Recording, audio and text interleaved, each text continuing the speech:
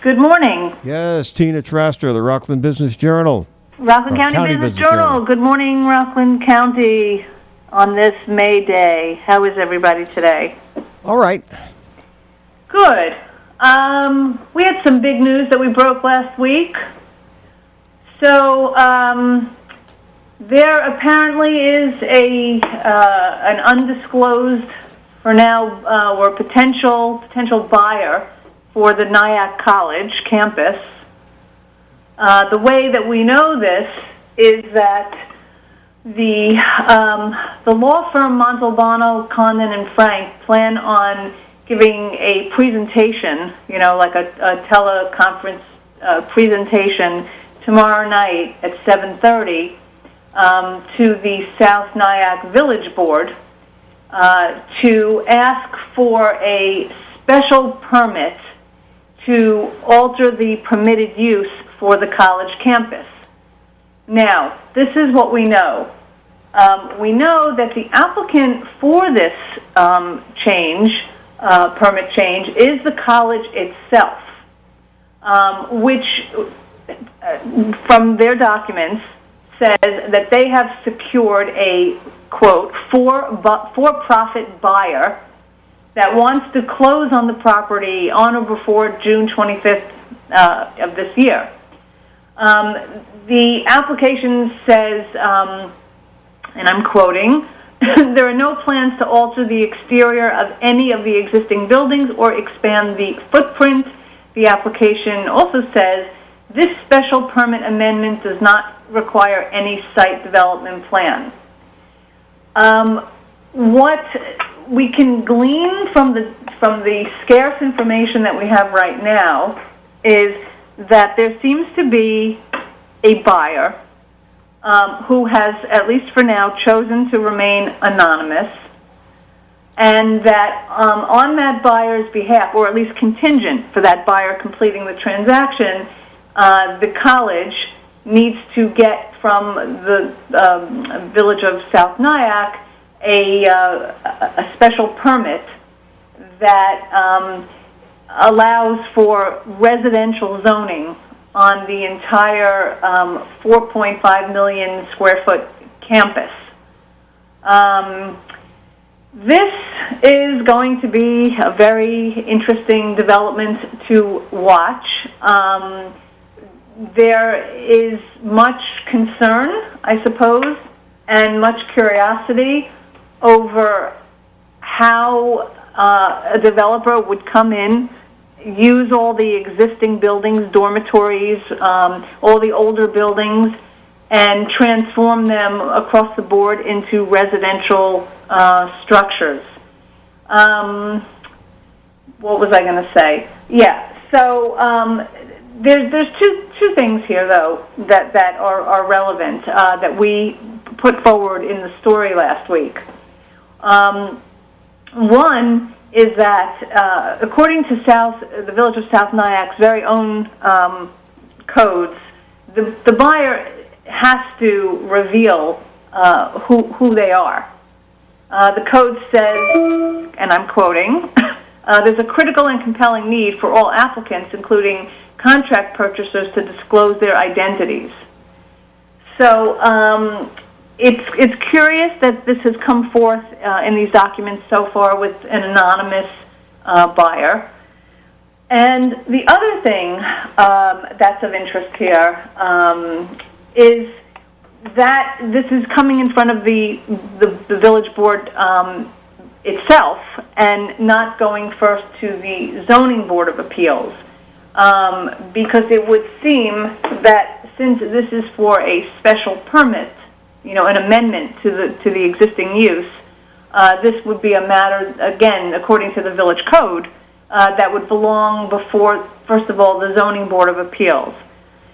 So this is a big story. We saw a lot of interest in this story, a lot of concern over what will happen on that campus.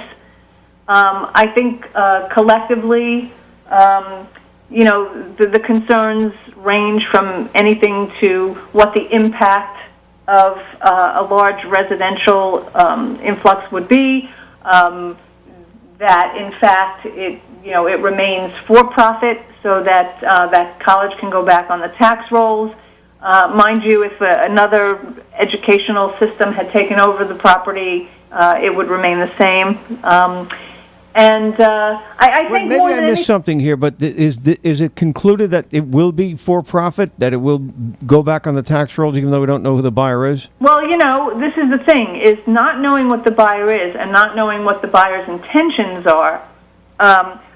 This caused a lot of, let's just say, a lot of speculation that we saw on social media this week that wondered, well, will there be a for-profit buyer who flips it? I think that the anonymity here, starts this process. I'm going to just say in bad faith, because the community has a right to know, and they want to know, and there's always concern when you talk about a parcel this enormous. It's so relevant, not just to the village of South Nyack, but really the entire county, if not the region, the river towns. So I don't know if it will be revealed tomorrow night. I do have some inside intel on a specific national developer that is working in concert with some other developers who might be the people who are interested in this property, but it doesn't matter. The intel is not it's not definitive. So we need to know who is this prospective buyer. So this is a very, very strange. This is strange all around. I mean, it's strange that this is happening in the form of a teleconference, which means that effectively the community can only listen. They can't, they can't comment. They can't really participate.